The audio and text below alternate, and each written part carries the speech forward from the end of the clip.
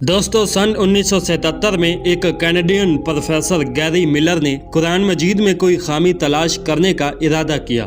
Gary Miller Toronto university में पढ़ता था और ईसाई मुबल्लिग भी था। इसका ख्याल था कि कुरान मजीद में खामी ढूंढ लेने से मुसलमानों को ईसाईयत पर लाने में मदद मिलेगी। मिलर ने कुरान मजीद के मुतालिया के बाद दोस्तों जो कुछ भी लिखा इंतहाई गैर जांबदारी के साथ लिखा। कुरान मजीद के बगौर मुतालिया के बाद मिलर ने लिखा कि ऐसी तहरीर लिखना किसी इंसान का काम नहीं हो सकता। कुरान मजीद की सबसे पहली चीज़ जिसने मिलर को मुतासिर किया वो इस किताब मुकद्दस की कई आयात का एक ख़ास अंदाज था। मसलन सूरत निसा की आयत नंबर 82 जिसमें अल्लाह ताला फरमाता है, तो क्या वो कुरान पर गौर नहीं करते? अगर ये कुरान मजीद अल्लाह के सिवा किसी और का कलाम होता तो बेशक वो इसमें कई गलतियां पाते। और सूरत बकरा की आयत नंबर 23 में अल्लाह ताला फरमाता है, अगर तुम इस किताब पर शक करते हो जो हमने अपने पैगंबर पर उतारी तो उस जैसी एक सूरत ला कर दिखाओ।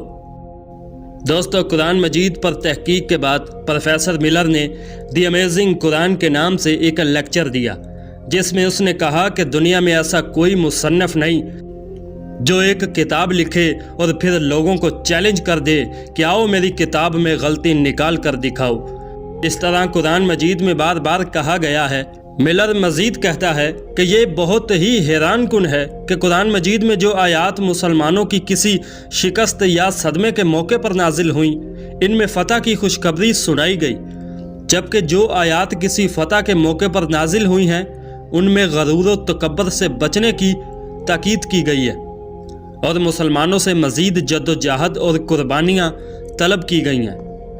दोस्तों गैरी मिलर कहता है कि अगर कोई शख्स अपनी आप बीती लिखता है तो वो अपनी फतवाहात को बढ़ा चढ़ा कर बयान करता है और शिकस्त को भी हुलिये बहाने से जीत ही करार देने की कोशिश करता है। लेकिन कुरान मजीद में तसलसल के साथ और इंतहाई मुंतकी अंदाज में इसके बिल्कुल बरक्स लिखा गया है। कुरान मजीद में किसी एक मखसूस वक्त की तारीख बयान नहीं की गई, बल्कि इसमें आम कवानीन वाज़िया किए गए हैं जो अल्लाह ताला और उसके बंदों के माबैन तल्लक के खतोखाल का तायीन करते हैं।